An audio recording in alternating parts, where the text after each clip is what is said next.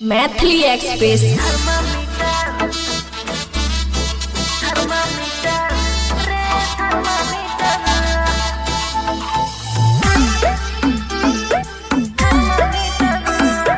Khushi recording studio Baluaha.